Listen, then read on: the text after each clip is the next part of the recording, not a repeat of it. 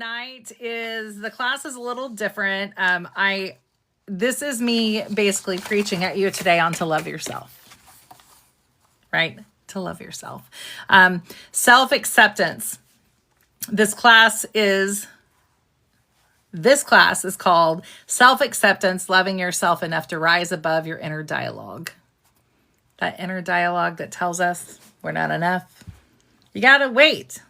You got to wait till everything's perfect. You got to wait, right? Oh man. You got to wait till everything's perfect before you move forward, which is just simply not true. Rebel and I talk about this frequently. I found a video the other day that talked a little bit about it, and I was like, I couldn't ever find words like what I could be, right? I couldn't find words on how I move forward doing things. Like once I started doing them, like the podcast and stuff and like the nonprofit, it's like I just go, because if I stop and think about it, I'll find all the reasons not to, right? And so it's easier just to do that. Self-acceptance is a huge part of this, right? Self-acceptance is something that many people struggle with, even the ones that come up and act like they don't, right? I have some friends that I'll say are within the music industry that they straight up would tell me that they have, things with self-acceptance, self-love and things like that. You would never know, but I know, I know it. So, but I'm just going to go ahead and move forward, right? The class is Loving Yourself Enough to Rise Above Your Inner Dialogue. Hey, lady. This class is not about silencing your inner dialogue, right? Because Lord knows that you can't silence that, you know what. It's about learning how to stop letting it decide who you are. How many times have you been in situations to where you want to do something, you're thinking about doing something, you want to call that person, you want to go out and do this, but you don't because something stops you, and it's not the intuition. I'm talking about the one that makes you feel small, the one that says, you can't do that. If you do that, then this will happen, then this will happen, then this will happen, and then if you do that, then this will happen. That one, right? That one. If you've ever felt tired, not because of life, but because of your own thoughts, you're not alone. If you've ever felt tired, not because of life, but because of your own thoughts, you are not alone. Place one hand on your chest. Do it, do it, do it. Place the other hand on your stomach. Take a slow breath in and out. If you've ever felt tired, not because of life, but because of your own thoughts, you're not alone. Most of us think inner dialogue is a problem to fix, but the truth is it is formed for a reason. Your inner dialogue is formed for a reason, and it's been formed for a long time. All us oldies up in here, right? It's been formed for a long time. The voice didn't show up because you were broken. It showed up because at some point being hard on yourself felt safer than being hurt again. And this is going to hurt some of you guys. It hurt me when I first wrote it down. I'm going to say it again. The voice didn't show up because you were broken. It showed up because at some point being hard on yourself, being mean to yourself, not being nice to yourself, saying mean things to you felt safer than being hurt again. It was safer for you to hate on yourself, for you to not like yourself, for you to not put yourself out there. It felt safer. It felt safer than you just being hurt again and again, right? For many of us, the inner dialogue learned how to keep us alert, productive, prepared, and guarded.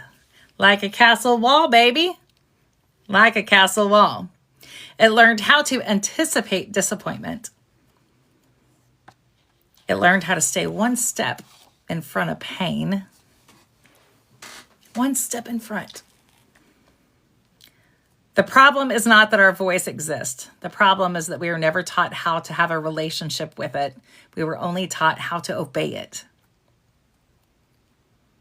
You were never taught how to have a relationship with that inner voice that's mean to you. You were only taught to obey it. When you obey it, you're safe.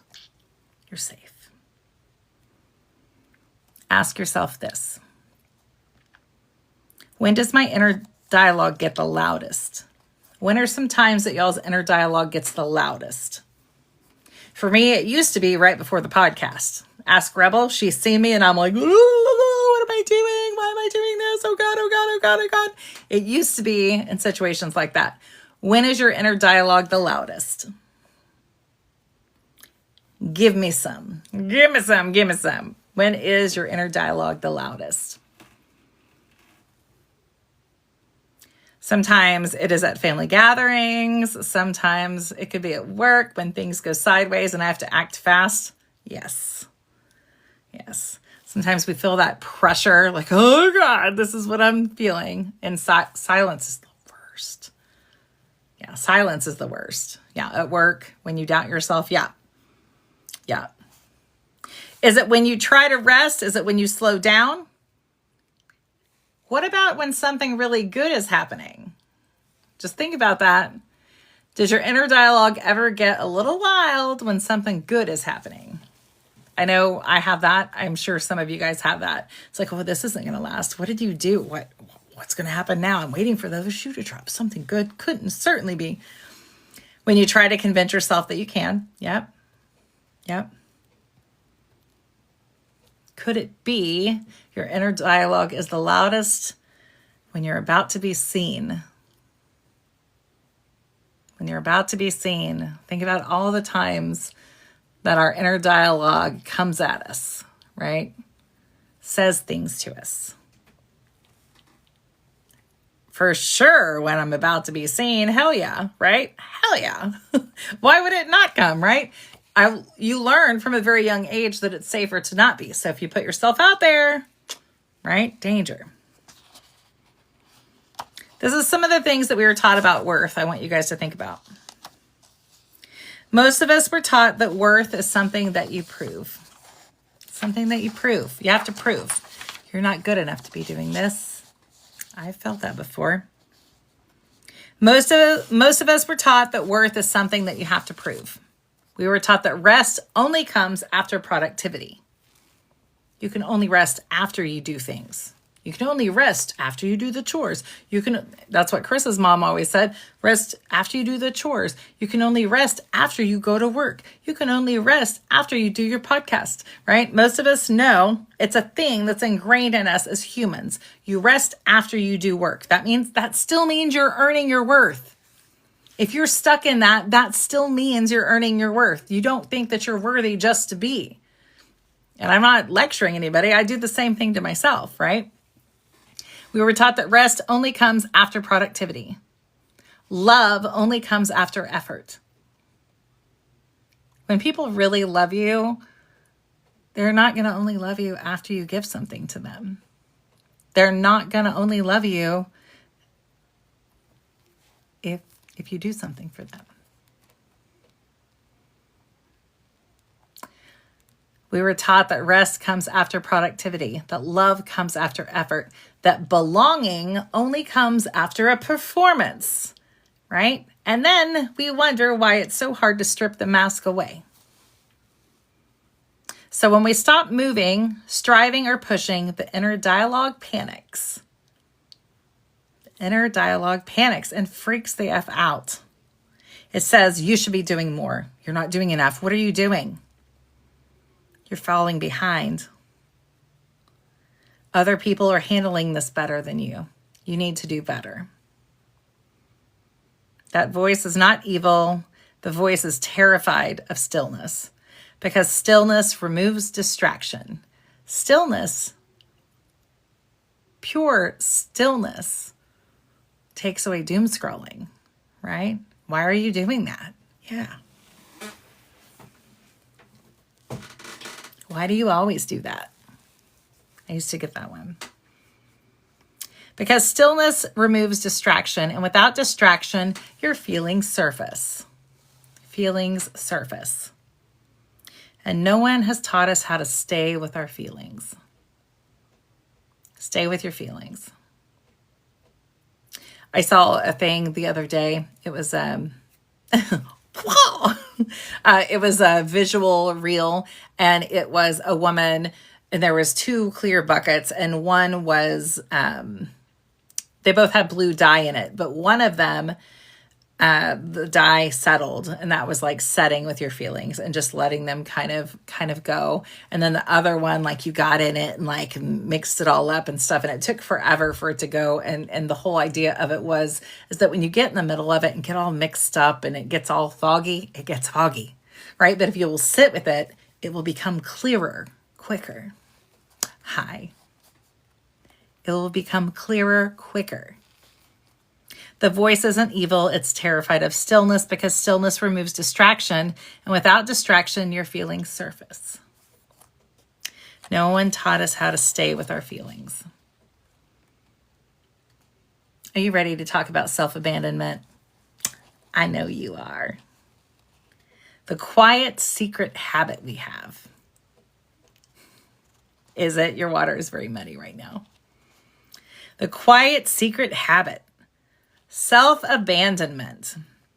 It doesn't look dramatic. It's not a big, huge, like, I am going to self-abandon right now. Everybody come with me and watch, right? That's not how this works.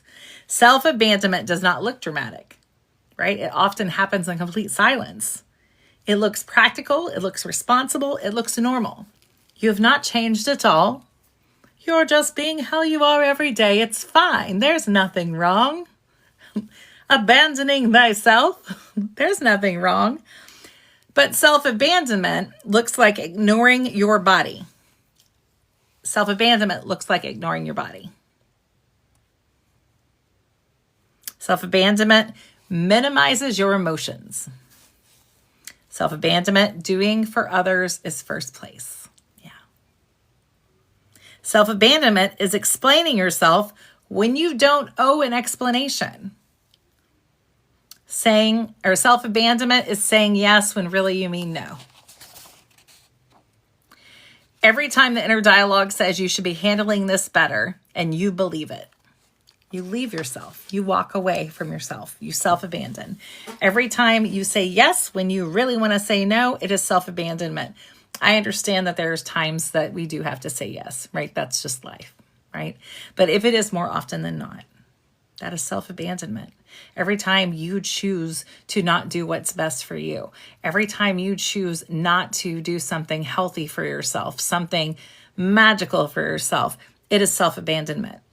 I'm not suggesting you need to take all the bank out and go and do magical things and forget about work and all those things. But self-abandonment doesn't show up in those big ways. It feels like it's those big ways, but it shows up in the small ways. Every time the inner dialogue says you should be handling this better and you believe it, you walk away from yourself. You leave yourself. And most of us learned how to leave ourselves long before we knew we were doing it. We are so good at it. Here's a question for you. Where do you tend to abandon yourself first? Where's the first place? Think about it. You don't have to say it. If you want to say it, you can. Where's the first place you tend to abandon yourself? Do you abandon yourself because you don't rest? Do you abandon yourself because you don't keep your boundaries? Do you abandon yourself because you don't feel your emotions? You push them down? Is your body currently the state that it's in a result of you abandoning yourself?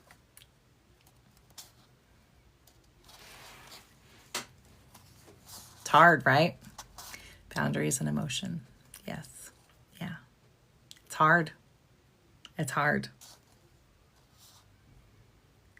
So the thing is, when we talk about rising above that inner voice, right? We make it sound so easy, right? We're just going to rise above it. I did a video. I'm going to put out about our collective. And it's like, just do this, just do this. It sounds so easy, right? Everybody talks about how easy it is, but no one ever really gets in and shows you, like, this is what you need to do. Rising above it is not silencing it. If you could silence that bad word, we would have done it a long time ago, right? We would have done it a long time ago. If we were going to be able to silence it, none of us would ever have the struggle because we could just silence it. It's fine, right? Rising above your inner dialogue doesn't mean that that voice disappears. It means you stop letting it drive. You stop letting it control you. The inner voice is connected to, and people would tell me probably that I'm wrong on this, but I do believe this. The inner voice is connected to the trauma and the things that happened to you in the past because it's trying to protect you from the past. So it's not even a voice that's reflective of what you're going through right now, right? It's just coming in, right? It's not even reflective of where you are now. It's a voice that grew just like you did. It's your inner voice, and it's trying to keep you protected. It is connected to everything in the past that's ever happened, and it's trying to keep you safe. It has nothing to do with where you are right now, yet you listen to it all day long. It doesn't even know who you are right now, right? It's just trying to keep you protected. But you're an adult. You're an adult. You can make choices. It made you stop letting it drive. You don't rise above by arguing with that voice. It's not going to do any good. You rise above by no longer handing it authority. It is the same way on forgiving people that have hurt you, right? You do not just randomly heal, right? You start healing and you stop giving them that control over your life, right? And it's the same with the voice that tells you you're not good enough, you're not pretty enough, you're not this, you're not that. You rise above by no longer handing it the authority. You have authority over your own life, right? Your own body, it's your body, it's nobody else's, right? You have that authority. You really do. The voice can be loud. It does not mean that it's wise. Have you ever met people when they're yelling? When they're yelling at you, are they always wise just because they're the loudest? No. Kind of the opposite, right? Just because it's loud, it does not mean that it's wise. The voice can be loud, but it doesn't mean that it's in charge. Just like the people screaming. You can scream, it doesn't mean you're in charge. Does this make sense? That voice is connected to all the things you've been through, and it is reacting and living as if all those things are still true. If you don't want them to be true, right? If you don't want them to be true, it's just not. It's just not. The voice is connected to the prior things that have happened to you. It is not who you are right now. That's why you challenge it, right? Challenge it. Let it be loud. It's not in charge. The more you challenge it, the more that it realizes, oh, and you start building anew, right? You start building a new inner voice. If I'm 49, I've had 49 years, right, of this voice. It's not going to go away overnight. It's not going to change overnight. The voice is loud, but it is not in charge. Self-acceptance is not a feeling. You can't feel self-accepted. I mean, you can, but that's not what self-acceptance really is. Self-acceptance is a choice of being present. It's a choice of being present with all of yourself. It's a choice of presence. Loving yourself enough means you stop leaving when things get uncomfortable. And when I say leaving, I'm not necessarily talking about leaving a relationship or leaving a job or leaving a friendship, though that does tie into this. But loving yourself means you stop leaving when things get uncomfortable. That means you stop leaving and abandoning yourself. All of you guys, all of us that have abandonment issues, you're literally abandoning yourself 100 times a day. You feel like you're being abandoned because you are. If you could be abandoned, you're an adult, right? There's some argument there. But if it feels like you're being abandoned, it's because you're abandoning yourself all day, every day. If you weren't, what would happen if you weren't? You stop leaving and changing when things get uncomfortable. You are worth that. It means staying when you're tired. Staying when you're unsure. staying when you don't like how you feel. And I'm not suggesting that if it's a bad environment, your intuition tells you to go. Don't say, well, Kitty told me to stay in the dark alley and just wait. It felt uncomfortable, but she said to wait. That's not what I'm talking about. Okay. Not talking about that. I'm talking about when you're trying something new, it's going to hurt. It's going to feel uncomfortable, right? Because your inside voice says, oh my God, someone's going to see you. And until you do it enough to stop abandoning yourself and realize it's going to be okay, it's going to feel that way. Just like when I started the podcast, I used to be terrified the first 36 episodes before I ever jumped on it. It's my podcast. I get to choose what happens. And I was terrified on it, right? You abandon yourself every time. Terrified. What if I don't do good enough? What am I doing? Why am I doing this? You abandon yourself. Most of us were taught how to stay. Most of us weren't taught how to stay. We were taught how to fix, override, or push through, not stay. Okay? You were taught to stay? No. You weren't taught to override. You were not taught to stay. You were taught to fix, override, and push through. But you weren't taught how to stay. Push through means pushing through. Stay in your emotions. You're not taught that. Feel those emotions. Sit with them. If you can sit with them and move through them and understand why you're feeling that way, it goes away. That's my opinion anyway. And the things that I have to sit through, there's been a few times I've had something happen and I felt an emotion and I'm like, I gotta, woohoo, hang on. I gotta go over here. I gotta figure out what it is. And then it goes away and you're like, oh, well, that sucks. That's what that was. But then it goes away. It goes away. Most of us weren't taught how to stay. We were taught how to fix, override, or push through. What would change if you stayed with yourself instead of correcting yourself all the time? For those of you who are share the same, like, I don't get anything finished because I have so many things, but then I might mess it up. Like, what would change if you stayed with yourself instead of correcting yourself? What if you just stayed with yourself and you did it? It got uncomfortable, but I'm still going to do it. What would happen? What would happen? What is the worst thing that could happen? Nothing. That's the worst thing that could happen. And that's exactly what you're doing if you don't do it. So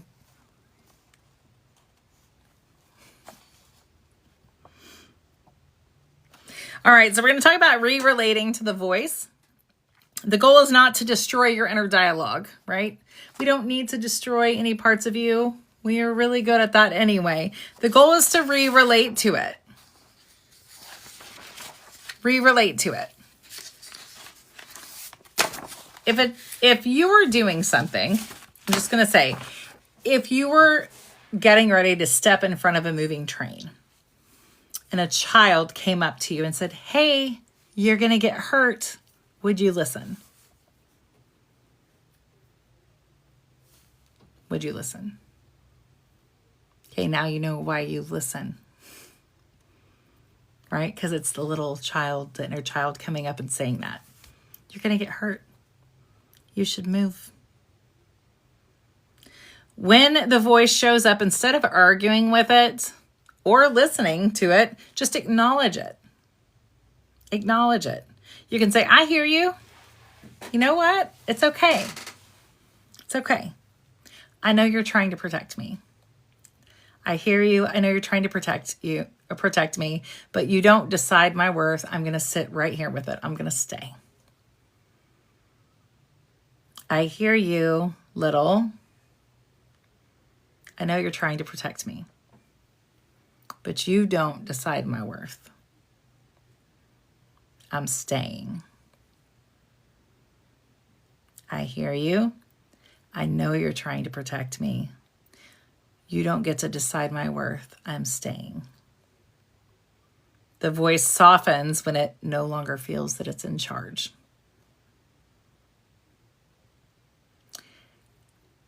There are times you will borderline on a panic attack, or you could have a full-blown panic attack. You panic, you shake, right? Even if your voice shakes. The voice softens when it no longer feels in charge. When somebody no longer feels that they're in charge, when somebody gets taken down and they no longer feel in charge, they're quiet. They shut their mouth. When they're not all powerful and they're not the one that's in charge anymore, they're quiet. Not saying they don't go out with a fight. The voice softens when it no longer feels it's in charge. That's true. I don't get panicked anymore about being the podcast or doing the podcast. I don't. What's the worst that could happen? Me not do the podcast. That's the worst that could happen. The voice softens when it's not in charge anymore. Here are some mantras for integration for you guys.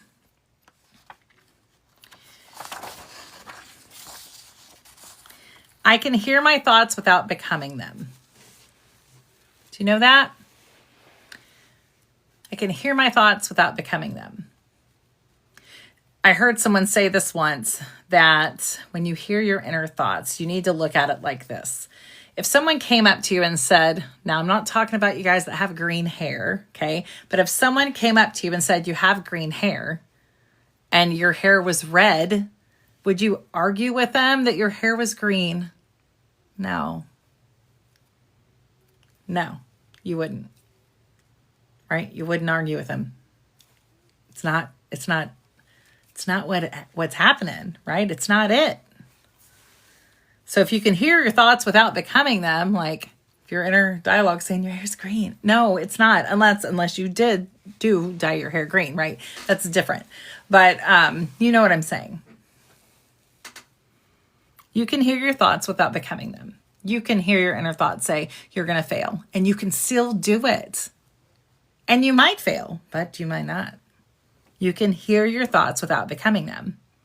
I don't need to earn rest, love, or belonging. That's over. That's over. You do not have to earn love. If someone you are with and around you makes you earn your love or earn love, not it. Not it. You do not need to earn rest, love, or belonging. If someone makes you feel like you have to earn it to belong here, we're so special, you have to earn this. No, you don't. You don't. Self-acceptance means I stay. Self-acceptance means you stop abandoning yourself. Self-acceptance means when you don't want to do something, you start not doing it. Self-acceptance means you do what's best for you, even if it's painful sometimes. Self-acceptance means if you go to the gym and it's hard, you know it's for you, so you stay. It means you choose to stay. The voice is loud, but it is not the one in charge. I choose presence over punishment. Every time you choose to abandon yourself, you're punishing yourself. You're allowing yourself to punish yourself. You have no idea what really is going to happen. I mean, some people might know what's going to happen because, they got the weird intuition thing going. You don't really know what's going to happen. If you try, you could fail. If you try, it could be amazing. I choose presence over punishment. You punish yourself over and over again for past mistakes, for current mistakes, for things that literally are not you anymore, just like the voice inside your head that is telling you all this crap that you listen to. It is all the past. It's all connected to things from the past. Until it's not, right? Until it's not. I choose presence over punishment. Self-acceptance does not mean that voice disappears. It's part of you. It means you no longer abandon yourself because of it. It doesn't mean the voice disappears. It just means you no longer abandon yourself because of it. You're not behind, no matter what a lot of you think, including myself. You are not broken. You're just learning how to stay. If you need to, carve that into your wall. You are not behind, you are not broken, you are learning how to stay in a time and a world where you've been taught to leave, to abandon yourself, to make everyone else happy. All the way up to the government, right? You're taught. You do this to make others happy. You are not broken, you are not behind, you are learning how to stay. And staying, especially when it's hard, is actually one of the bravest things you could ever do. Staying and feeling the anxiety and feeling the heart racing and feeling the emotional dysregulation because you're going against something that you've only known as comfort is powerful. It is one of the bravest things you could do. You don't need to become someone new. You're just coming back home to who you really were. You don't have to become someone new. You're coming home to who you already are.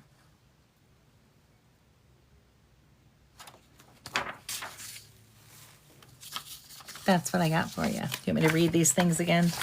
The things here.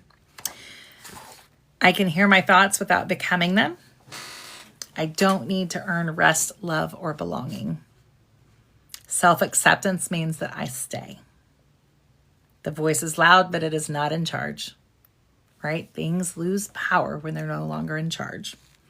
I choose presence over punishment. Self-acceptance doesn't mean the voice disappears. It means you are no longer abandoning yourself because of it. You're not going to be able to do this. Don't do that. Don't do that. Don't do that. Don't do that. Don't do it. What if it doesn't work out? What if they stay mad at you? What's the worst thing that could happen? Like, come on, don't do it. You really want to put yourself out there? People will see you. Do you want people to see you? That's not safe. You're not behind. You're not broken. You're learning how to stay. And staying, especially when it's hard, is one of the bravest things that you can do. You don't need to become someone new. You're coming home to who you already are. And that is your class tonight. Did this hit you guys in the feelers? Did it help you some?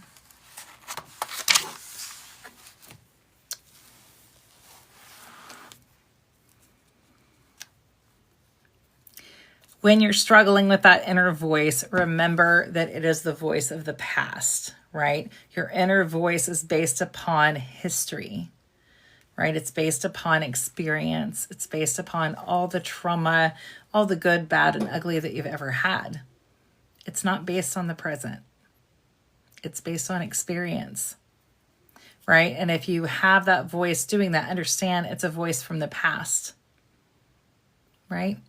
And if you're not going backwards, then why listen to it?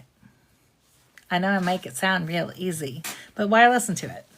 If you're not going to the past, then why is it so important? Tomato. Yeah. It's interesting, isn't it? It is. We want to get away from the past so much, but we let it control us more than anything. You would think if we wanted to get away from the past and all the things that have happened that we would, start doing everything we could to let go of it. That's not always what we do. So I hope that helped you guys.